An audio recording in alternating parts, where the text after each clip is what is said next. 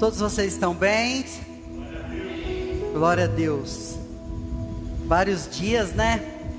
Sem estarmos juntos aqui. E parece que alguma coisa fica faltando. Os dias passam.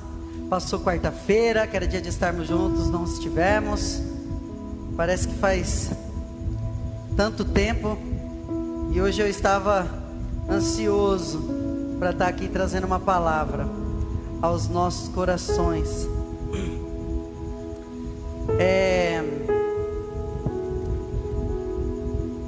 Ontem à noite, eu falei: Senhor, essa semana foi uma semana muito calma, muito abençoada na minha vida. E eu tô tão em paz assim. Eu queria trazer algo ao coração dos nossos irmãos. Acho que tá alto, não tá não? Trazer algo ao coração dos nossos irmãos, para fazer a gente refletir na nossa vida, naquilo que o Senhor tem nos dado. Muitas vezes passa despercebido. E aí ontem eu e a Vanessa estávamos juntos. Aí eu falei para ela assim: você podia me ajudar a esboçar uma mensagem, né? E a gente conversando assim, mas foi questão de segundos. Veio os 10 leprosos no nosso coração. E a gente começou a falar sobre os 10 leprosos, sobre como eles viviam, por que aconteceu aquilo. E eu quero ler para vocês o que está em Lucas 17, versículo, antes de eu ler o versículo 11,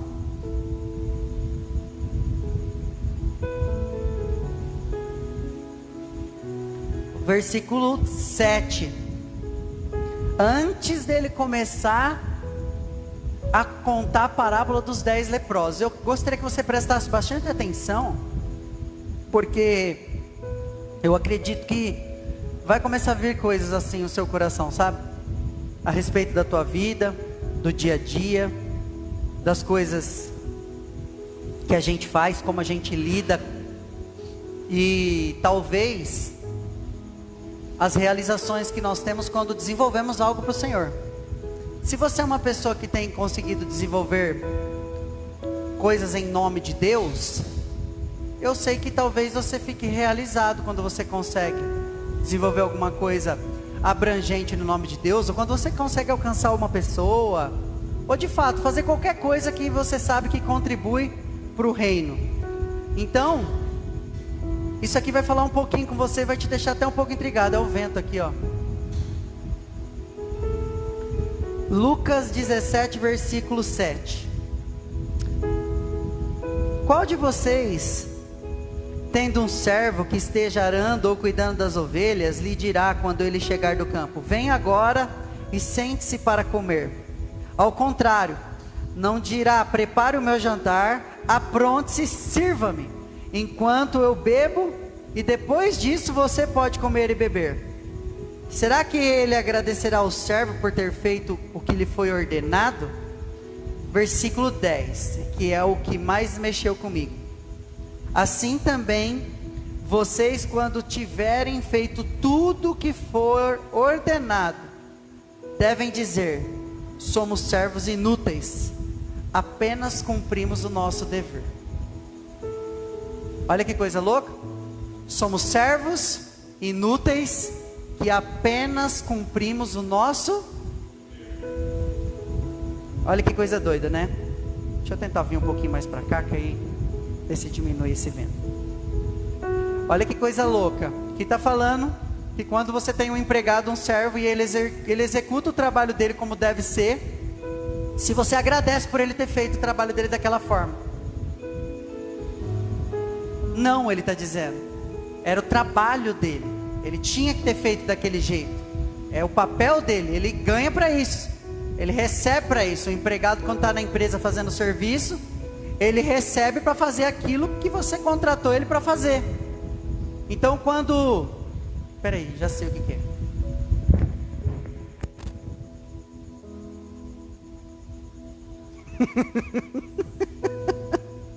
A olhada do seu pai para você foi a melhor de tudo. Mexeu nem a cabeça. Tô vendo que eu ando para lá e para cá e esse negócio não para. Eu falei, mas não é possível, eu tô me esquivando do vento aqui. Então a gente, quando tem uma pessoa que está contratada para fazer aquele serviço, é óbvio que se a pessoa faz um serviço na sua casa e contrata ela e fica muito bonito, você fala, nossa, ficou legal. Mas aquilo que Jesus estava dizendo, que a gente, quando faz algo que fomos chamados para fazer, não fazemos mais do que a nossa. E no final ele ainda dá um adendo dizendo, servos inúteis. Olha que coisa louca. Por que servos inúteis? Porque só fizemos aquilo que foi pedido. Jesus diz no capítulo 5 de Mateus, que a nossa justiça tem que exceder a justiça dos fariseus. Olha que coisa doida, né? Quando eu comecei minha caminhada como pastor, eu estava muito machucado das igrejas onde eu saí, devido ao que o pessoal fazia com o dinheiro lá. A gente descobriu que o povo roubava, a gente descobriu que o povo fazia tudo que era errado com o dinheiro, aquilo revoltou eu e minha esposa de uma tal maneira que chegou uma hora a gente falou, não, a gente não pode fazer parte disso, vamos sair. Nem que for para a gente ficar na nossa casa assistindo pregação na televisão, mas eu não vou compactuar com isso. Nós acreditamos que o dinheiro arrecadado dentro de uma, vamos dizer uma instituição, mas dentro de uma igreja, é para fazer as coisas do reino de Deus. Ah, mas e o salário do pastor? Se for um salário digno, a Bíblia dá margem para isso. Eu, glórias a Deus, o Senhor me deu condição de não viver disso. Espero assim para o resto da minha vida. Mas eu não sou contra isso, eu sou contra o que os caras fazem com todo o dinheiro que tem lá. Os caras se tornam coronéis ali daquele negócio, mandando na vida das pessoas e manipulando tudo e todos. Então a gente, por não aceitar isso, a gente saiu da igreja, saímos do ministério e ficamos em casa um tempo até a gente começar a desenvolver o trabalho. Quando eu comecei a ministrar a vida das pessoas, eu tinha uma ferida no meu coração. Eu tinha uma ferida e eu ministrava a vida das pessoas que não tinham essa ferida acerca disso. Então eu combatia o dízimo, eu falava, não, dízimo, não existe mais dízimo na nova aliança. Dízimo é coisa do Antigo Testamento. O pessoal levava os dízimos, que eram tudo aquilo que eles escolhiam lá para os sacerdotes, e os sacerdotes tinham que cuidar dos levitas, tinham que cuidar dos órfãos, dos necessitados. Os levitas viviam disso, eles não tinham terra, eles não tinham herança, ele vivia disso. Então o dízimo, você não precisa mais dar dízimo, você está na graça agora. Agora é igual segundo Paulo diz em 2 Coríntios, o Paulo que ensinou todas as coisas, por que Paulo não falou sobre dízimo? Só que se você for lá em 2 Coríntios capítulo 9, ele fala assim, aquele que semeia pouco, colhe pouco. Já começa dando uma pressão na cabeça da gente. Mas a gente pula essa parte, vamos só na parte que interessa. E Deus ama aquele que dá com... Olha, vocês conhecem essa parte, hein? Que beleza. Não é nem por dever, nem por... E o que tem na sequência? Doou e deu aos pobres. Olha que coisa louca. Olha o que Paulo está dizendo ali. Que Deus ama aquele que dá com alegria. Ou seja, para você dar com alegria, você tem que estar com o que no seu coração? A generosidade do Espírito Santo atuando na sua vida. Amém? Amém? Beleza. Se eu fazer uma pergunta, só para vocês terem uma ideia, não tem nada disso que eu vou pregar. Não sei porque eu estou falando isso, mas só para vocês terem uma ideia. Quem é mais poderoso? A regra ou o Espírito Santo? É? A regra ou o Espírito Santo? Na teoria, deveria ser o Espírito Santo. Mas vocês acham que isso acontece na prática? Você doa mais do que 10%? Quando tinha que doar os 10%, você doava. Agora você é livre. Então você doa o quanto o seu coração propôs. Não se esqueça que o que faz o seu coração propôs é o tanto que o Espírito Santo atua na sua vida. Beleza, pastor, olha que pastor bacana, ele prega que não tem mais dízimo, que não estamos mais na lei, estamos na graça, que o Espírito Santo atua. Amém? Amém. Só que se então a gente for olhar para isso, e a gente for ler capítulo 5 de Mateus, Jesus diz o seguinte, não se esqueçam de uma coisa, a lei é boa, eu não vim para abolir, eu vim para cumprir, porque vocês não cumprem, vocês falham, amém? Beleza, mas se a justiça de vocês não excederem muito, Ele não foi bonzinho, ele falou exceder um pouquinho. Não excederem muito a dos fariseus. Na verdade, vocês não entenderam nada do evangelho. Olha que coisa louca. Os fariseus davam dízimo. Os fariseus jejuavam. Era obrigatório uma vez por ano. Os fariseus participavam de todas as festas. Os fariseus estavam em todas as reuniões da sinagoga. Os fariseus faziam tudo o que a lei ordenava. E Jesus diz o seguinte: a justiça de vocês tem que exceder a dos fariseus em muito. Então não é tão fácil assim viver pela graça. É fácil receber a graça porque ela é de graça. A graça é amor imerecido. Deus te ama, independente do que você faz. Não vai te amar mais se você fizer muito, e não vai te amar menos se você deixar de fazer. Porém, Jesus disse, como eu preguei no domingo passado, que foi sobre gratidão, que aqueles que me amam são os que ouvem as minhas palavras e as praticam. Olha que começa a ficar difícil, não é tão fácil assim. E aí, antes de eu voltar aqui para a pregação dos 10 leprosos, essa semana, um rapaz postou algo sobre isso, sobre dízimos, né? E eu comentei, eu debato nesses grupos de debates teológicos, assim, para treinar um pouco da minha teologia, não esquecer, porque se você vai deixando, isso vai adormecendo no seu coração, então eu estou sempre debatendo lá.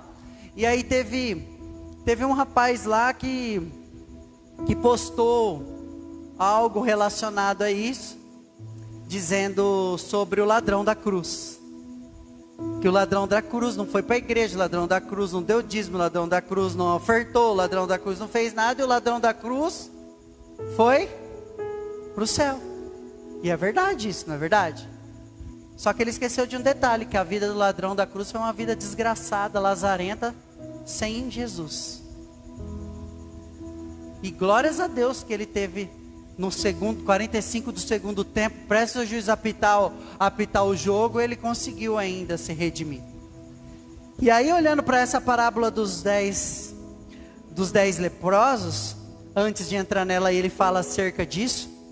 Ele fala acerca de o que fazemos, somos servos inúteis, porque fazemos somente o que foi pedido. E na sequência ele já continua dizendo o seguinte, que a caminho de Jerusalém, Jesus passou pela divisa entre Samaria e Galileia. Essa daqui não é a primeira vez que Jesus faz isso, porque se você for lá no capítulo 4 de João, Jesus vai para Samaria.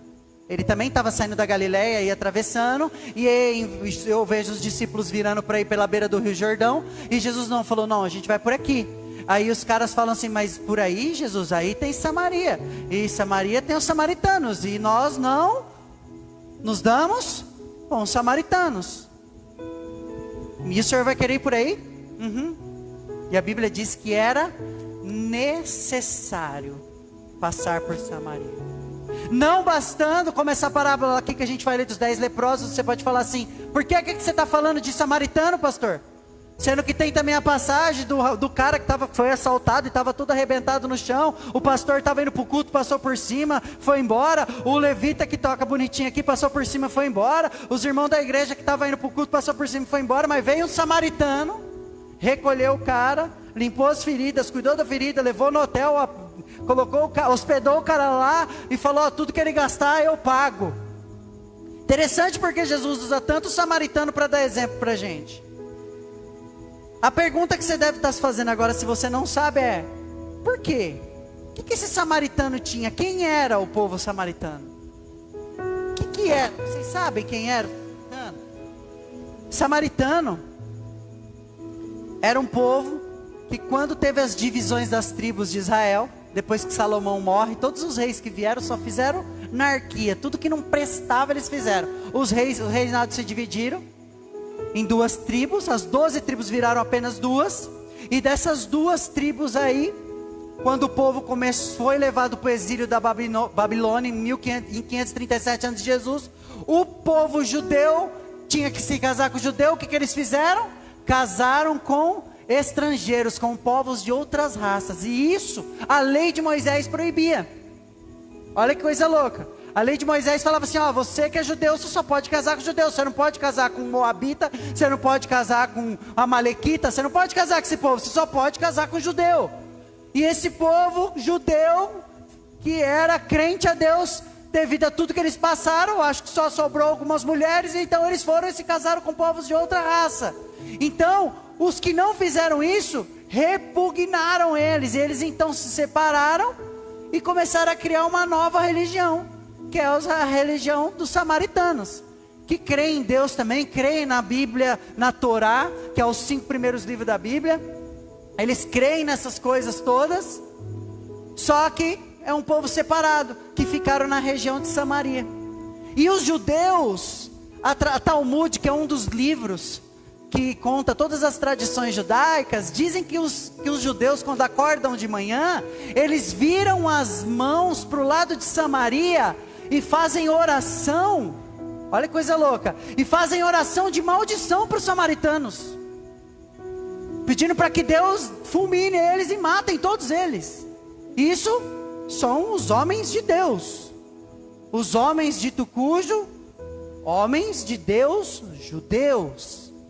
E aí Jesus na sequência diz o seguinte: e a caminho de Jerusalém, Jesus passou pela divisa de Samaria e Galileia, e ao entrar num povoado, 10 leprosos dirigiram-se a ele, e ficaram a cerca de uma distância. Óbvio, eles eram obrigados, eles não podiam chegar perto das pessoas, era proibido, eles não podiam fazer isso, porque o povo quando ficava doente, leproso, provavelmente vocês devem saber o que é por ouvir falar, mas hoje já não existe mais lepra. Hoje o nome é hanseníase e tem tratamento, cura. Todo mundo que pega isso fica curado se fizer o tratamento. Naquela época, como não tinha tratamento e cura, eles eram deixados em um local. E esse povo, não sei se você sabe, a lepra ela vai fazendo a pessoa despedaçar.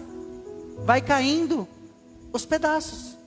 Orelha, nariz, as extremidades são as primeiras coisas a cair. As pontas dos dedos, dos pés, das mãos. Então esse povo ficava separado no lugar porque era contagioso, não podia chegar perto de ninguém. Quando Jesus passa, provavelmente eles já estavam ouvindo rumores, sabendo de um tal de Jesus de Nazaré, que onde passava curava, libertava, ressuscitava morto, estava fazendo, acontecendo. Estamos aqui no capítulo 17 de Lucas, indo para o final. Jesus na caminhada dele, então eles veem o tal de Jesus passar, e o que eles fazem? Gritam: Jesus, filho de Davi, tem misericórdia de nós. A Bíblia diz que eles gritam isso. Mestre, Rabi, tem de piedade de nós. Eu fico imaginando aquela situação, porque a Bíblia diz que 10 gritaram, eu não sei se tinha 50 ali com eles. E eles criaram uma esperança quando viram Jesus ali passando. Quando eles viram Jesus passando, eles falaram: a salvação chegou, a cura chegou. E eles gritaram. E ao vê-los, ele disse: vão e mostrem-se aos sacerdotes. E enquanto eles iam, foram curados.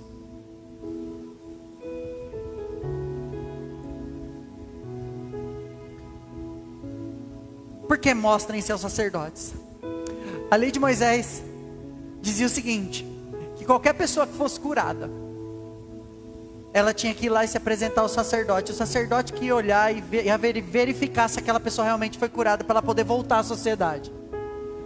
Aqueles homens, eles eram judeus, eles eram filhos de Deus, eles eram povo de Deus. Só que a Bíblia diz o seguinte: um deles, versículo 15, um deles, quando viu que estava curado, voltou, louvando a Deus em alta voz, prostrou-se aos pés de Jesus e lhe agradeceu. E este era um samaritano.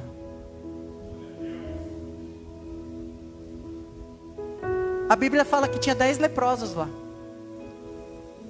Não fala de que religião eles eram, não falam se eles eram amigos, não fala nada, fala que tinha 10. E esses 10 gritaram. Jesus ouviu e falou: vão se apresentar. Começaram a caminhar, e tudo que era branco, porque eles ficavam branco, desapareceu. E só um volta.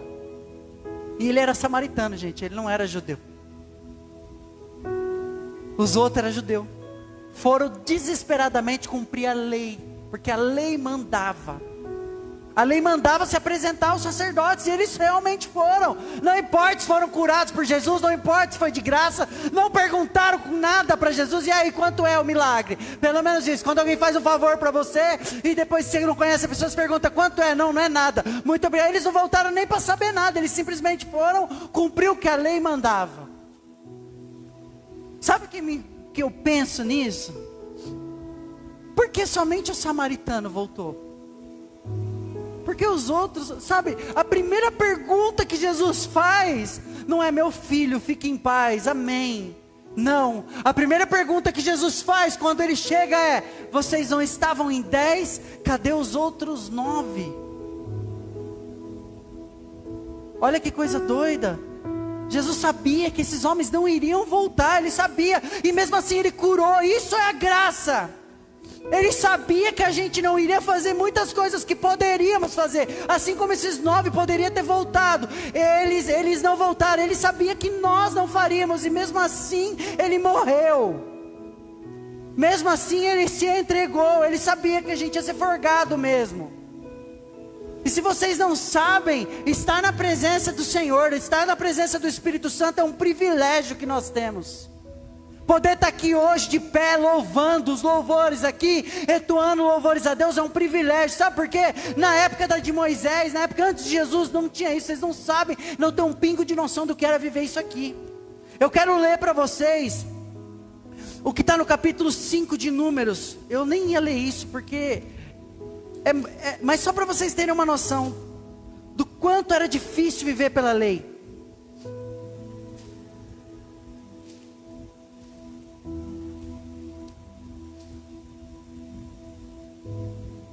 A pureza do acampamento. Olha o que acontece quando alguém era leproso, doente, da pele, de qualquer coisa, e era curado. O Senhor disse a Moisés: ordene aos israelitas que mandem para fora do acampamento todo aquele que estiver lepra, ou que tiver fluxo, ou que tornar impuro. Igual aquela mulher do fluxo de sangue, ficou quantos anos lá? 12 anos lá, separada. Ela estava nessa história aqui, ó, por causa da lei. Ou que tornar impuro, ou que tocar num cadáver. Mande para fora do acampamento tanto os homens como mulheres, para que não contamine o seu próprio acampamento, onde habitam entre eles. Os israelitas assim fizeram e mandaram para fora do acampamento, como o Senhor tinha ordenado. E o Senhor disse a Moisés... Perdão. É isso mesmo.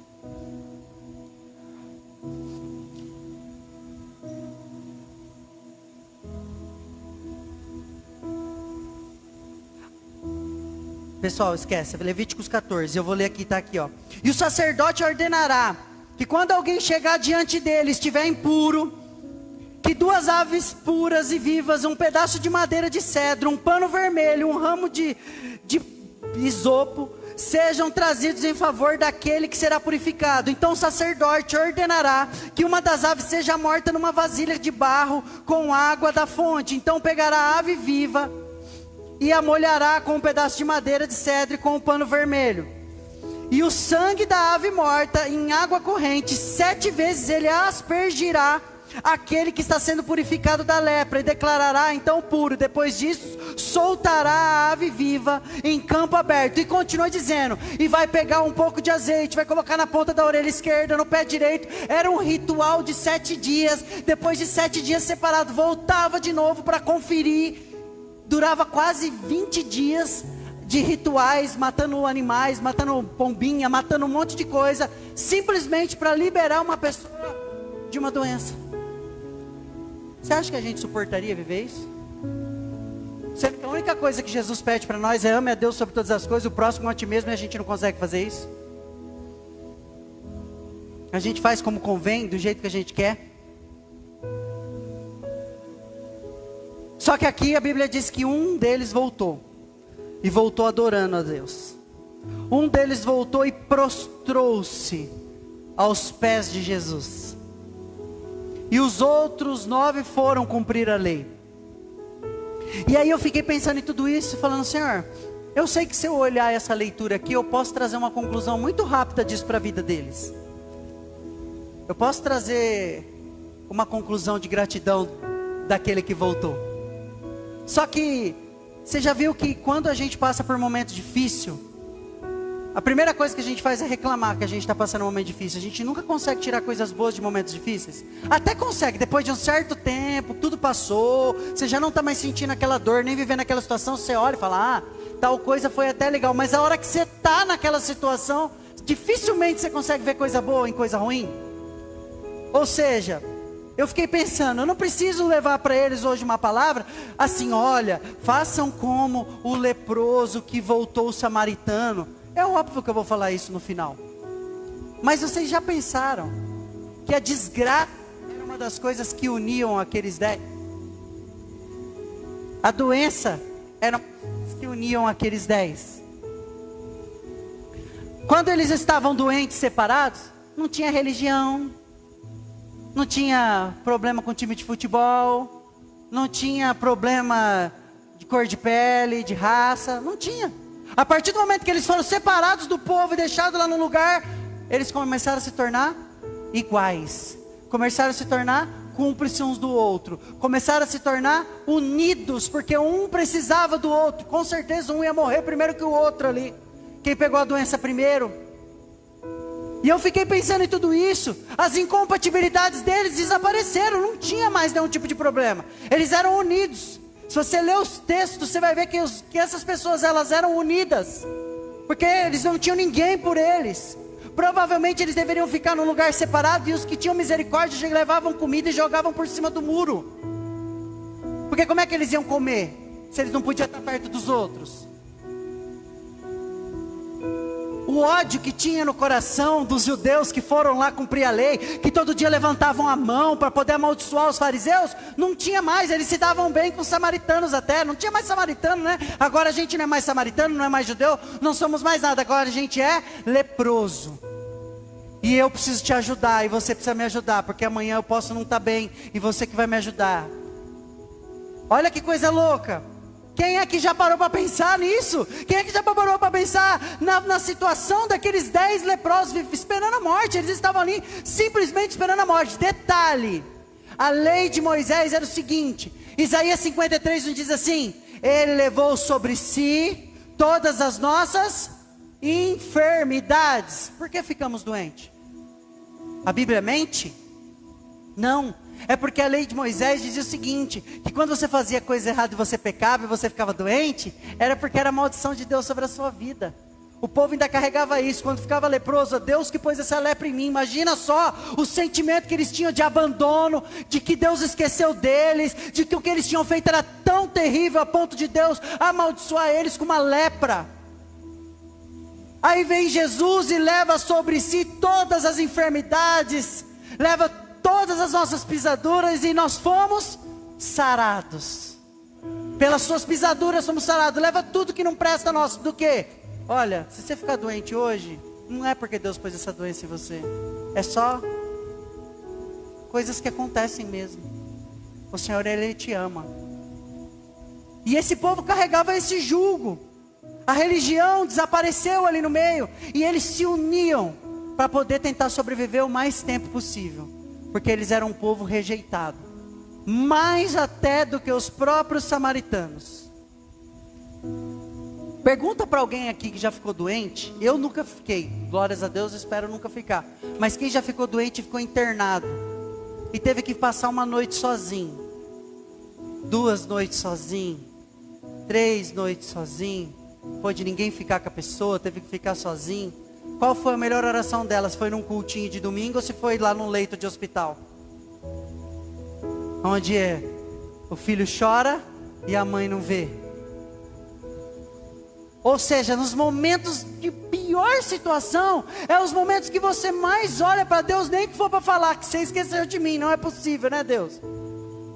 É nesses momentos que a gente olha e fala: Senhor, apressa-te, ó Deus, a nos socorrer.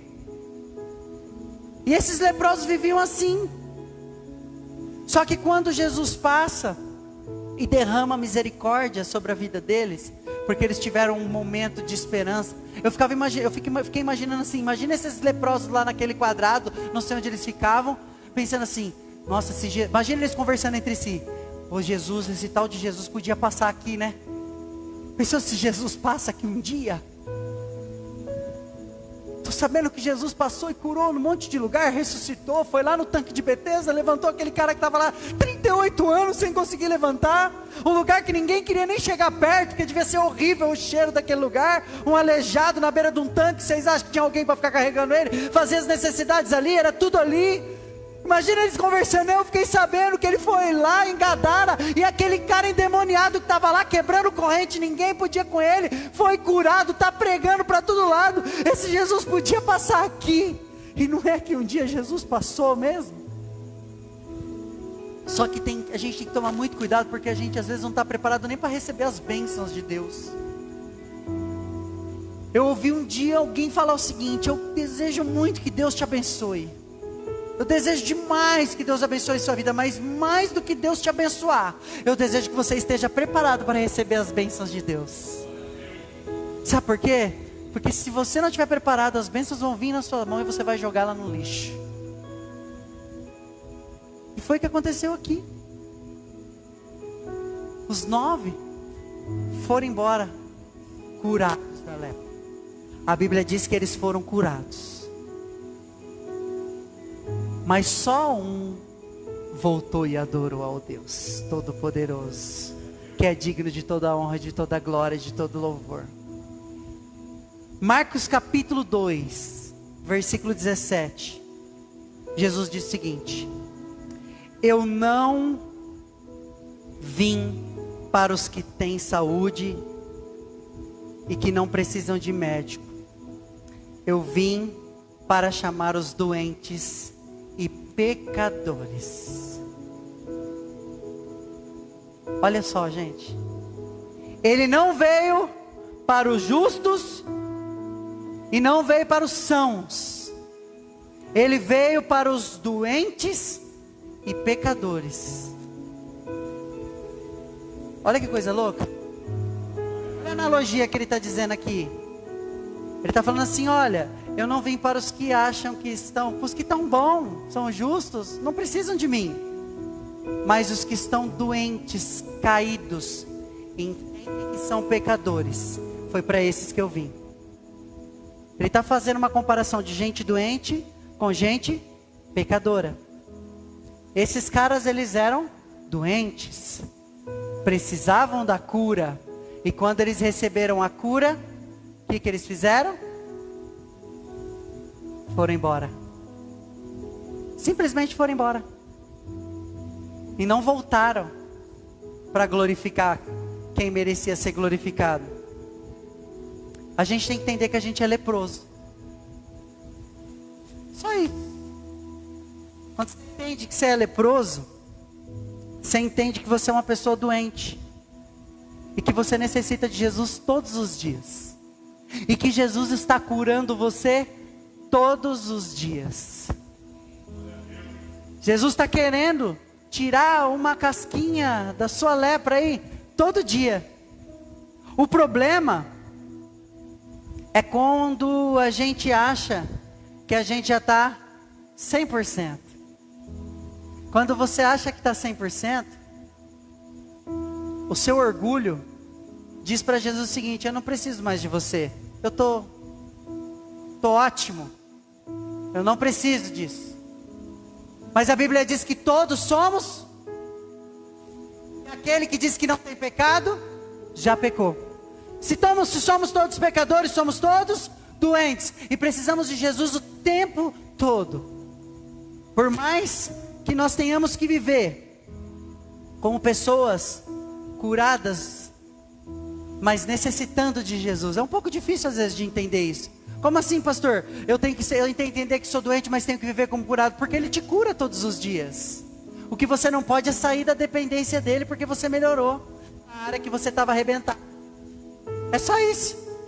A gente A gente lida com Deus por áreas. Ó, nessa área aqui, Jesus, eu estou bacana. Essa daqui eu não preciso do Senhor não, pode deixar que eu me viro. Mas nessa área, Senhor, misericórdia. Faz alguma coisa por mim, porque não está dando, eu estou arrebentado. Ó, Senhor, meu casamento está indo por água, ó, minhas finanças, Senhor. Olha, o meu trabalho não está dando. Olha, meu relacionamento com a minha família. Quando a gente está destruído, a gente clama. Aí o Senhor vem, você está quebrantado, coração contrito, falando... ajuda, Ele vem, dá as direções, as orientações, quando você ouve, melhora, e aí você já esquece do Senhor, porque você foi curado naquela área que você precisava. E aí quando todas as áreas da sua vida parecem que estão boas, caminhando, estão bem, é a parte que você deixa de entender que você continua sendo doente e pecador. E isso não pode acontecer. Você precisa entender que você continua sendo uma pessoa doente e pecadora, que precisa que Jesus passe todos os dias na sua vida. Assim como aqueles 10 gritaram, tem misericórdia, Ele teve misericórdia. Sabe, eu fiquei pensando nisso, e me veio a passagem de quando Jesus chega naquela mulher samaritana, na beira do poço, e pede água para ela. Tadinha, ela não estava entendendo o que Jesus estava falando. Só que ela entendia que Jesus era um judeu. Como é que ela sabia que Jesus era um judeu? Porque quando Jesus pede um copo de água para ela, ela não fala para Jesus assim, o senhor poderia me dar seu RG para mim ver de onde o senhor é? Quando Jesus chega e fala, mulher, me dá um pouco dessa água, ele fala, a primeira coisa que ela fala é, não é, boa tarde, está um calor, né? O senhor quer um copo de água? Primeiro, toma água. Viu? Mas você não sabe que os samaritanos não se dão com os judeus? Não, logo de cara ela põe o dedo na cara dele e fala, você não sabe que o samaritano não conversa com judeu não? Por que você está falando comigo? E aí então Jesus fala, mulher, se tu soubesse com quem tu fala, você pediria água para mim. Ela ficou assim, mas você não tem balde, como é que você vai me dar água? E a gente lida com Deus nessa ingenuidade mesmo. E ele diz para ela o quê? Mulher, se tu beberes dessa água aqui, você ainda vai sentir sede. Mas se você beber dessa água, nunca mais você sentirá sede. E além de não sentir mais sede, vai ser uma fonte de água viva a jorrar. Jesus passa todos os dias na sua vida, amado, querendo curar as suas doenças, as suas neuroses, as suas dificuldades, as suas frustrações, as suas lutas interiores, os seus porquês. Ele o tempo todo passa na sua vida. Todos os dias, todas as horas que você clama, Ele passa. O problema é, qual é dos leprosos que você é? O que vai embora depois que Ele cura a sua ferida? Ou você é o que volta, prostra e adora, falando, o Senhor é digno de toda honra e de toda glória, e eu não sou merecedor do que o Senhor faz para mim. Romanos 8:28 diz, todas as coisas cooperam para o bem daqueles que amam, todas, inclusive as coisas ruins. Eu não sei se você está passando um momento ruim na sua vida, mas esse momento ruim da sua vida vai cooperar para que tudo aconteça de melhor. Sabe por quê? Porque você ama o Senhor, não ama? Você não está aqui por esse motivo? Porque você diz que ama Deus? Porque você diz que ama Jesus, entregou sua vida a Ele? E quando eu fiquei pensando em tudo isso, eu fiquei pensando, falei, Senhor Jesus, mas por mais que o Senhor derrama a sua graça, o Senhor sabia que aqueles 9 não iam voltar? Eu sei que o que voltou, escutou do Senhor. A tua fé te salvou. Os outros 9 foram curados, mas aquele que voltou foi salvo. Olha só que coisa louca, ele foi salvo, ele recebeu algo a mais. Ele entendeu quem era Jesus na vida dele, que Jesus apenas não tinha curado a carne dele, mas Jesus tinha curado a alma dele, que era necessitada de Cristo. E nossa alma é necessitada do Senhor o tempo todo, senão a gente não entra no reino dos céus. Mas as oportunidades são lançadas todos os dias, e a pergunta que eu vim hoje para fazer para você é: o que você tem feito com as oportunidades que Deus tem te dado? O ladrão da cruz, gente. O ladrão da cruz. Eram duas pessoas que estavam com Jesus. Jesus não estava sozinho. Existe um dos livros apócrifos que conta essa passagem. Que quando Jesus foi condenado, Pilatos disse o seguinte: você será crucificado junto com Dimas e com Cestas, os dois ladrões. E a história desse livro apócrifo conta que provavelmente esses dois ladrões foram que tentaram roubar José e Maria, Jesus, quando eles estavam fugindo do Egito, para o Egito. Só que até entre os ladrões existia uma certa reverência. Eles não assaltavam, não roubavam crianças. E quando chegaram lá e viram que Maria e José estavam com uma criança pequena, o Dimas, que é o ladrão que reconhece quem é Jesus na cruz, fala: não vamos roubar eles não. Mas eles foram presos porque eram ladrões terríveis e foram crucificados com Jesus. E o mais interessante é algo que acontece naqueles últimos minutos. Eu não sei se você já parou para pensar nisso, mas um olha para Jesus e fala: você não é o Cristo? Desce daí, salva-te a ti mesmo e salva a gente também. Só que esse tal de Dimas, se é que essa história é real, olha e fala: não fala isso. Nós estamos aqui, por quê? Porque merecemos estar aqui. Dimas, ou o ladrão da cruz, entende três coisas naquele momento. Ele reconheceu o seu próprio pecado. Ele falou: eu mereço estar aqui. Eu mereço, porque eu fui mal. Segunda coisa que ele fala: reconhece que Jesus não merecia morrer, porque Jesus era santo. Como é que ele sabia que Jesus não merecia morrer? Quem era ele para saber que Jesus merecia ou não merecia? Provavelmente ele teve a oportunidade de seguir Jesus, mas não quis, porque ele sabia que Jesus era o Cristo, Filho do Deus vivo. Ele sabia que Jesus curava, fazia milagres. Ele sabia que por onde Jesus passava, Jesus ressuscitava. Ele sabia, porque os rumores da vida de Jesus ali naquele tempo já estavam muito grandes. Então ele sabe e fala assim: ele não merece estar aqui, mas eu mereço. E a terceira coisa, ele reconheceu que Jesus era o rei. E disse: lembra-te de mim quando entrares no teu reino. Ou melhor, em algumas traduções: lembra-te de mim quando entrares no paraíso. Olha só.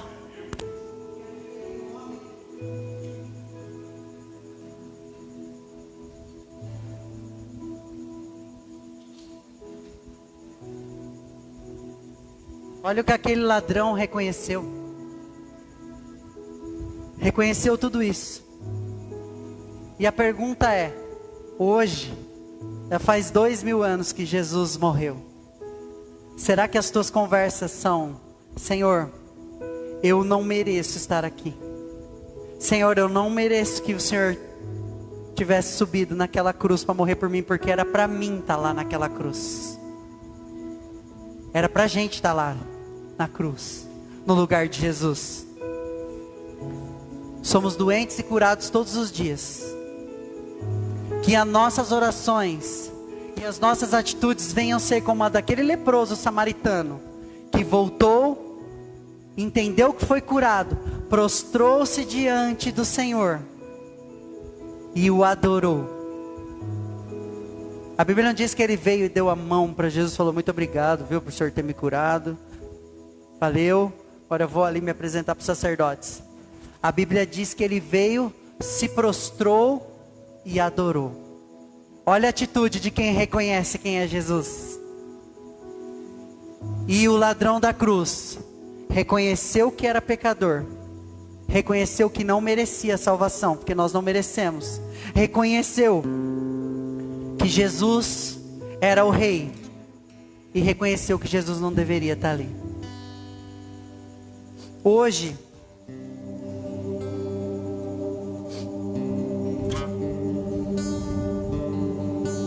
se a gente tiver um pouquinho de justiça no nosso coração, que a gente possa entender que somos leprosos e que era nós que merecíamos estar naquela cruz, no lugar dele.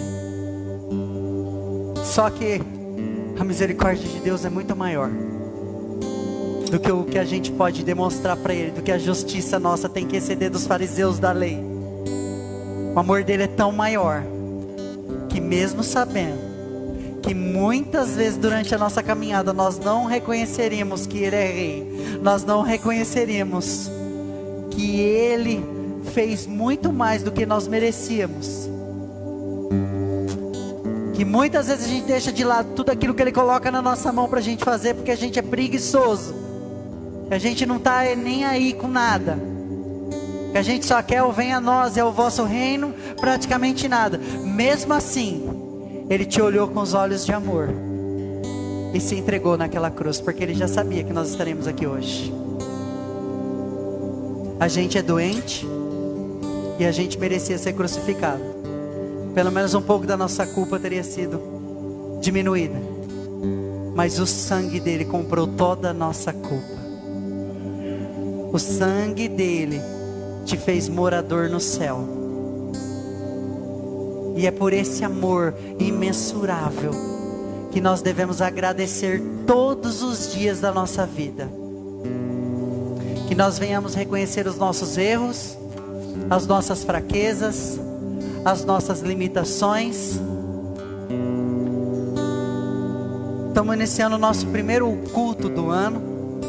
E eu quero pedir para vocês que a gente esse ano de 2020 venha tentar exceder a justiça dos fariseus. Eu tenho certeza que se você se propor a trabalhar para o reino dos céus, Deus vai colocar na sua mão tudo que for da vontade dele. Efésios capítulo 2 versículo 9 diz que até as boas obras é ele que prepara. A gente tem que ser grato até quando fazemos as obras, porque é ele que prepara. Que nós não venhamos ser apenas frequentadores de igreja, consumidores das bênçãos de Deus. Que a gente não venha ser como o ladrão da esquerda, que não reconheceu o seu próprio erro, o seu fracasso e a sua pequenez. Que a gente venha ser como esse leproso que voltou, prostrou e adorou e falou: obrigado, Senhor, pela sua misericórdia. E você vai ouvir: a tua fé te salvou. O Senhor quer curar as nossas feridas, mas que nós nunca venhamos deixar de ser dependentes desse médico dos médicos. Amém? Propõe o seu coração a ter ser um coração quebrantado e contrito, a ser um coração voltado às coisas do reino de Deus, porque todas as outras, igreja, ele vai acrescentar na sua vida. Ele é Deus, ele é poderoso. Eu sou prova viva disso. Minha família é prova viva disso. É fácil? Não é fácil. É difícil? É. Mas se você perguntar para mim: pastor, como é que você chegou até aí? Não faço a mínima ideia. Foi ele que me trouxe, porque eu já teria fracassado e desistido no meio do caminho. Eu já teria feito como os outros leprosos,